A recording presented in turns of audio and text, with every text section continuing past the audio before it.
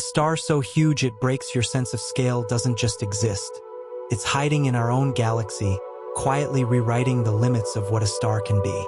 Stevenson 218 is so large that if you placed it where our sun sits, its surface would stretch beyond Saturn's orbit. Every planet you know, Mercury, Venus, Earth, Mars, Jupiter, Saturn, would vanish inside its swollen, dying atmosphere. And the strangest part? Light, the fastest thing in the universe, needs more than 8 hours just to travel around it once. For decades, this monster was completely invisible to us. Buried behind walls of interstellar dust thicker than anything our telescopes could penetrate, it sat in silence, a cosmic giant hiding in plain sight. Only when astronomers learned to see in infrared did its true size finally emerge. And what they found didn't just surprise them. It challenged the very physics of how stars are supposed to work. Because Stevenson 218 isn't just big. It's impossible. A star so vast, so unstable, and so luminous that its existence forces scientists to rethink the upper limits of stellar evolution. And the deeper you look into this red supergiant, the stranger the story becomes.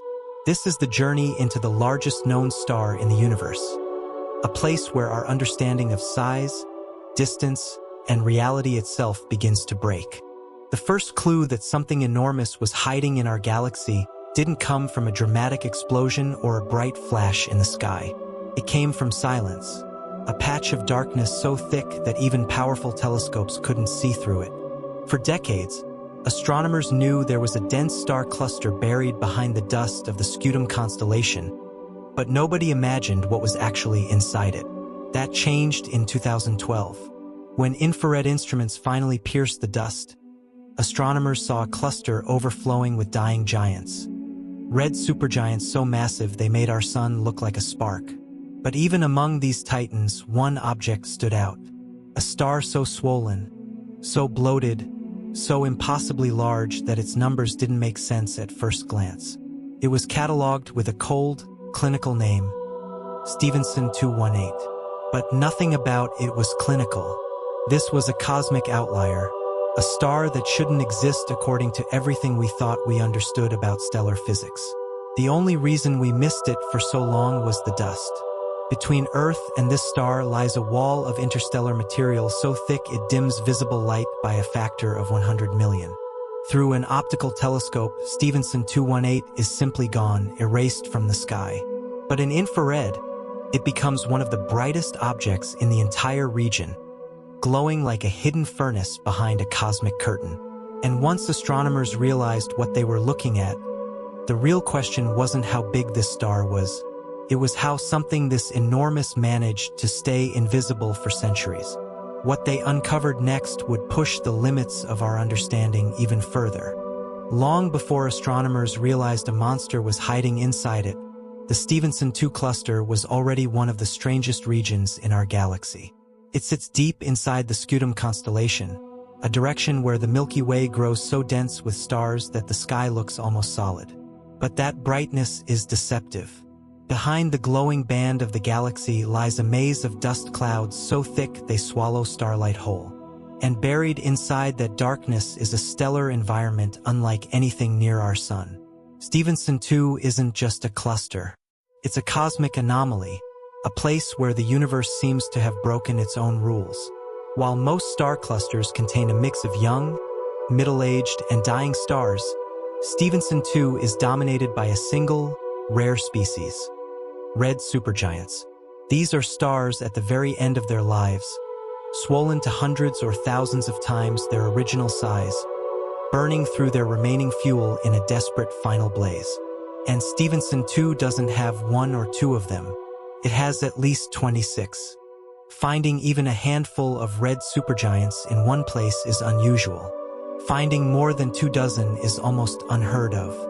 These stars are so massive and so short-lived that catching them all in the same evolutionary phase is like photographing fireworks at the exact moment they all explode.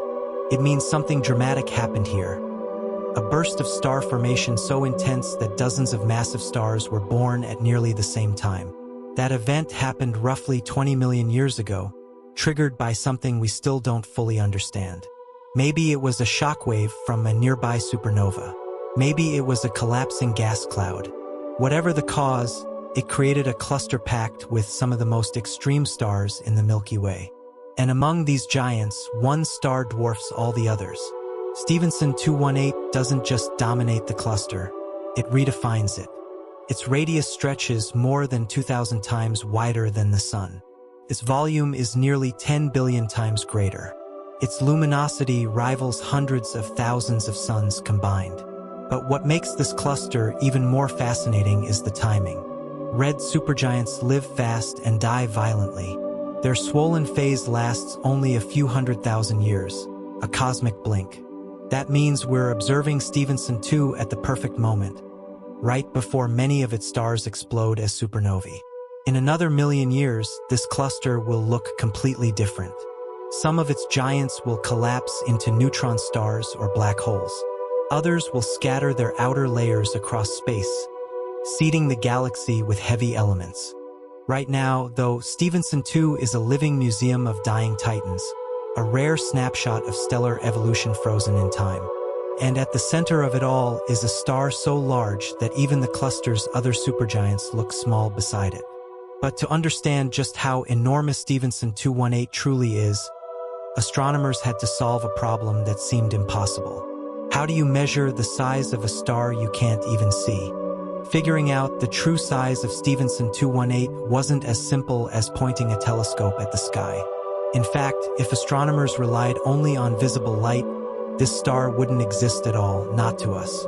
It's buried behind so much interstellar dust that optical telescopes see nothing but darkness. So the question became, how do you measure a star you can't even see? The challenge starts with distance. Stevenson 218 sits nearly 20,000 light-years away, in one of the most obscured regions of the Milky Way. At that distance, even a star the size of our entire solar system appears smaller than a grain of sand seen from miles away. Astronomers call this its angular diameter, how big it looks from Earth. And for distant stars, that number is so tiny it's measured in milliarcseconds, fractions of a degree so small they're almost meaningless to the human mind. To put it in perspective, the full moon spans about 1,800 arcseconds across. A human hair held at arm's length covers about 60 arcseconds.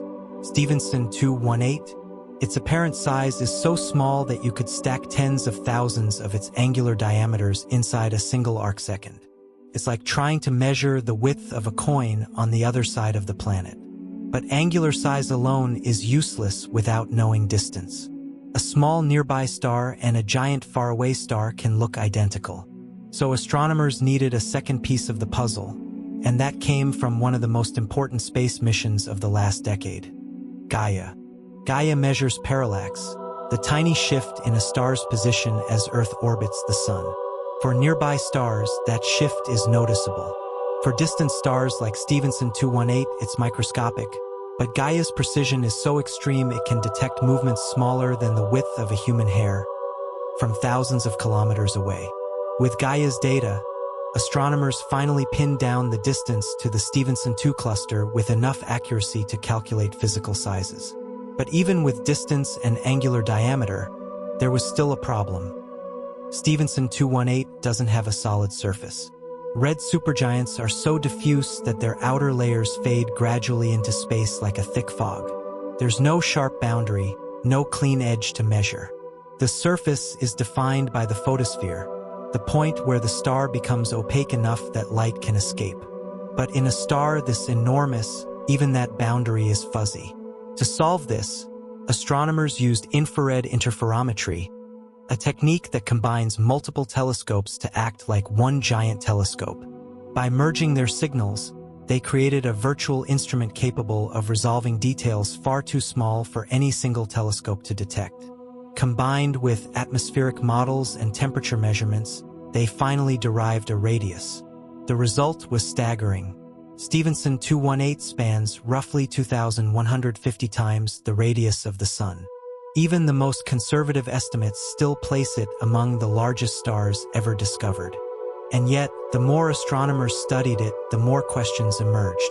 The star pulsates, expanding and contracting over years. Its outer layers shift and ripple like a boiling ocean. Depending on when you measure it, the size can change dramatically. That means every number we have is a snapshot, a moment in the life of a star that refuses to stay still. But even with all this uncertainty, one thing became clear. Stevenson 218 isn't just big. It's beyond anything our models predicted. And understanding its true scale would require comparisons that push human imagination to its breaking point. Trying to understand the size of Stevenson 218 with numbers alone is impossible. The human brain simply isn't built to process scales this extreme. So astronomers use comparisons not because they're dramatic, but because they're the only way to make this star even remotely understandable. Start with the simplest one, radius. Our sun, enormous by everyday standards, spans about 865,000 miles across. You could line up 109 Earths from one side to the other. Yet compared to Stevenson 218, the sun is a tiny spark. This red supergiant stretches to more than 2,150 times the sun's radius. Written out, that number barely feels real. But the consequences are staggering. If you place Stevenson 218 where our sun sits right now, its surface wouldn't just reach Mercury or Venus. It wouldn't stop at Earth or Mars. It wouldn't even pause at Jupiter. It would keep expanding outward until it swallowed everything up to Saturn's orbit. Every planet we've ever studied, every probe we've ever launched, every world we've ever imagined colonizing, gone inside a single star's atmosphere. And that's just the radius. The real shock comes when you consider volume. Volume doesn't scale linearly. It scales with the cube of the radius. So when a star becomes 2,150 times wider, its volume becomes nearly 10 billion times larger. That means you could fit 10 billion suns inside Stevenson 218 and still have room left over. If the sun were the size of a basketball, Stevenson 218 would be a sphere taller than the Empire State Building. A basketball compared to a skyscraper. Even light, the fastest thing in existence, struggles with this scale. Light travels at 670 million miles per hour, fast enough to circle Earth 7 times in a single second. Yet to travel around Stevenson 218 just once, light needs more than 8 hours. That's an entire workday for a beam of light just to make one lap around this star. A commercial airplane? Forget it. Flying at 500 miles per hour, it would need over 400,000 years to cross the star's diameter. If humans had boarded that flight when our species first appeared on Earth, the plane would still be nowhere near the other side. But even these comparisons fail to capture the strangest part. Despite its size, Stevenson 218 isn't bright in the way you'd expect. Its surface is cooler than the sun's, glowing a deep red rather than white-yellow. Each square meter of its surface emits less energy than the sun's surface. The only reason it shines so intensely is because it has so much surface area, more than 4 million times the sun's. Standing near it, if that were possible, wouldn't feel like standing near a blazing furnace. It would feel like standing next to a dim, endless wall of red light stretching across half the sky. Day and night would lose meaning. The star would dominate everything. And yet, for all its size and power, Stevenson 218 is fragile. Its outer layers are so thin and diffuse that they behave more like a fog than a solid surface. The star is so large that sound waves take weeks to travel from one side to the other. Its atmosphere ripples and shifts like a slow-motion ocean, constantly reshaping itself. This is what happens when a star grows too big for its own stability. It becomes a cosmic balloon, swollen, unstable, and on the edge of collapse. And that collapse is coming sooner than anyone realizes. Stevenson 218 didn't start its life as a bloated red supergiant. In fact, it began as something far more familiar. A massive, brilliant blue star burning with a ferocity our sun could never match. From the moment it ignited, its fate was sealed. In the universe, a star's destiny is written in one number, its mass at birth. And Stevenson 218 was born with an excess of it.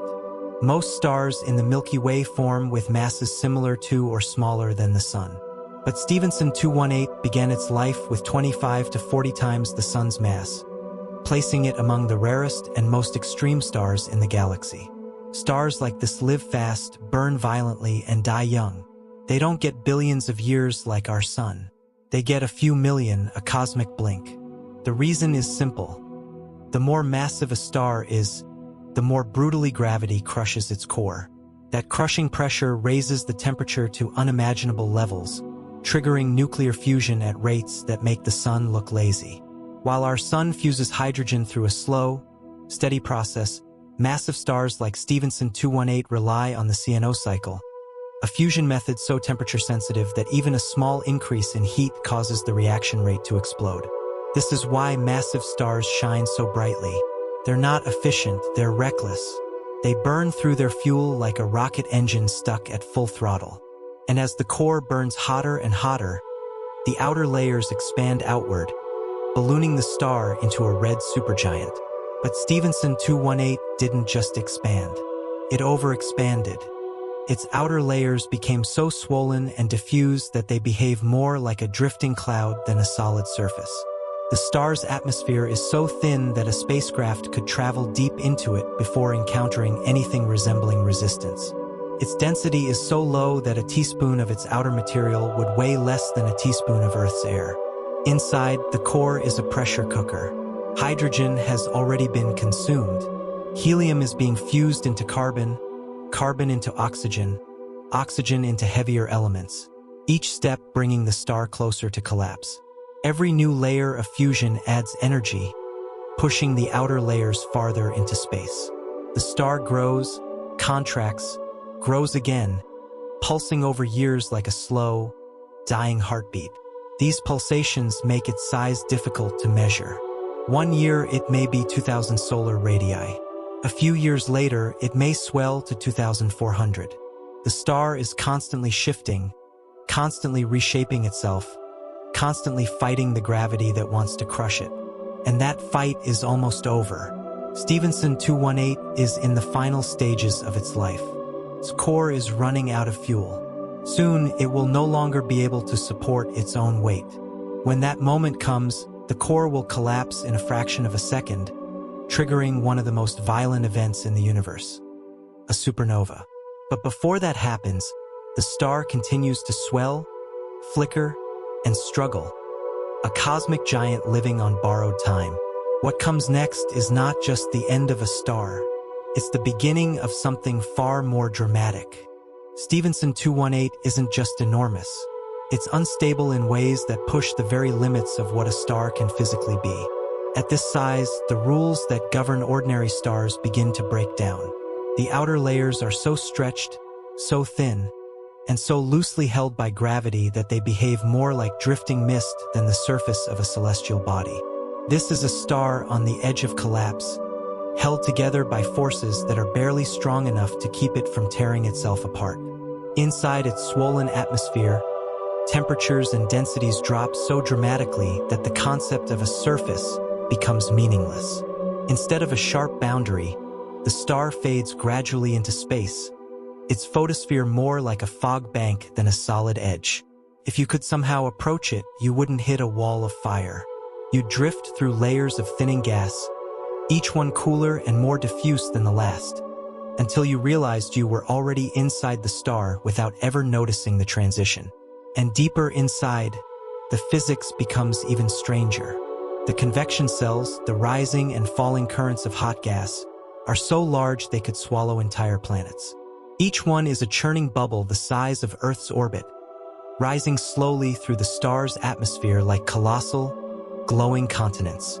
These cells move so sluggishly that a single updraft can take years to reach the surface. The star's outer layers pulse and ripple in slow motion, expanding and contracting over cycles that last hundreds or thousands of days. Even sound behaves differently here. In the sun, sound waves travel fast enough to cross the star in a matter of minutes. But in Stevenson 218's diffuse outer layers, sound crawls at only a few kilometers per second. It would take weeks for a sound wave to travel from one side of the star to the other. That means different regions of the star can't communicate with each other in any meaningful way. The star is so large that it can't coordinate its own behavior. It's a giant trying to move in slow motion, its reactions delayed, its structure constantly struggling to stay balanced. This is why stars like Stevenson 218 are so rare. They exist at the razor's edge of what physics allows. A little more mass, a little more instability, and the star would collapse under its own weight. A little less mass, and it would never have grown this large in the first place. It sits in a narrow window, a brief, unstable phase that lasts only a fraction of its lifetime. And that instability is a warning. Every pulse, every ripple, every shift in its atmosphere is a sign that the star is running out of time. Its core is fusing heavier and heavier elements, creeping toward the point where fusion can no longer produce enough energy to counteract gravity. When that moment arrives, the core will collapse in an instant, triggering a supernova so powerful it will outshine entire galaxies. But before that final explosion, Stevenson 218 continues to swell and flicker, a dying titan pushing the boundaries of what a star can be. Its end is inevitable, and when it comes, the universe will feel it.